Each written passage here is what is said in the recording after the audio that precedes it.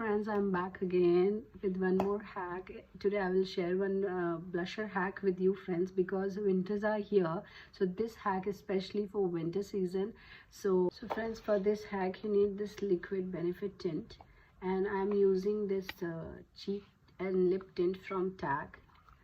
So you will get the 4 shades, beautiful 4 shades. So today I will use this Beat Mighty Pink color, number 1, this color. And you need Vaseline for this. So let's start. Apply Vaseline on your cheeks. Now I am applying cheek tint on my cheeks.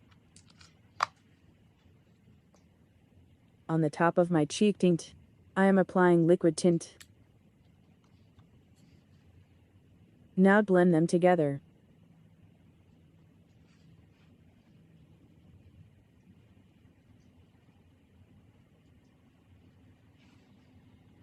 You can see the amazing result.